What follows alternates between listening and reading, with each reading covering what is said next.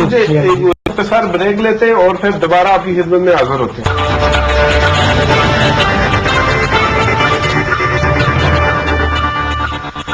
جی welcome back ناظرین۔ نعیم صاحب، آپ جو بات کر رہے ہیں کہ جی برف کو پگھلایا جائے گا، تو آپ جو ماہرین ہیں ان کا کہنا ہے کہ اگر برف پگھلتی ہے یا ویسے بھی جو اگر جب بھی برف پگھلتی ہے تو اس سے سیلاب آتے ہیں، تو کیا اسے سیلاب نہیں آئیں گے؟ بہت اچھا کوشچن ہے جی آپ کا۔ ایکچولی یہ کوشچن کافی لوگوں نے مجھے پوچھا ہے، تو اس کا میں آنسر آڈینس کو دینا چاہوں گا۔ اصل میں ایک یونائٹڈ نیشن کی رپورٹ آئی ہے، اس کو بولتے ہیں IPCC، inter government panel on climate change. انہوں نے بولا ہے 2035 گلیشیئر پگھل جائیں گے۔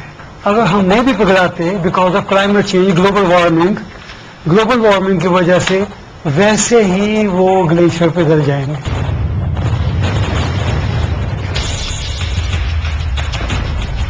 Each day, 500 million metric tons of ice from the polar ice sheet are lost, perhaps forever. This alarms scientists because ice sheets cover nearly 1/10.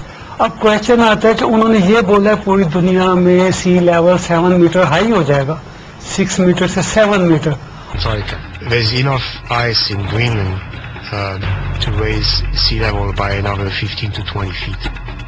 آپ اندازہ لگائیں، ہمارا Karachi, Dubai, Singapore, London, new York, Dhaka, Bombay, Maldives, یہ ملک جو ہے نا 2 سے 3 میٹر اونچے ہیں، ٹھیک ہے؟ تو کیا سوچتے ہیں جب 7 میٹر ہائی ہوگا گلیشیئر پگھلنے سے، تو کیا کراچی نہیں ڈوب جائے گا، ڈھاکہ نہیں ڈوب جائے گا، بامبے نہیں ڈوب جائے گا، لندن نہیں ڈوب جائے گا، نیو یارک نہیں ڈوب جائے گا، مالدیپ تو پہلے ریکویسٹ کرا ہماری ہیلپ کی جائے، دبئی نہیں ڈوب جائے گا، مڈل ایسٹ نہیں ڈوب جائے گا۔ تو اس لیے اس پروجیکٹ کو بنانا ہمارے لیے اتنا امپورٹنٹ ہو گیا۔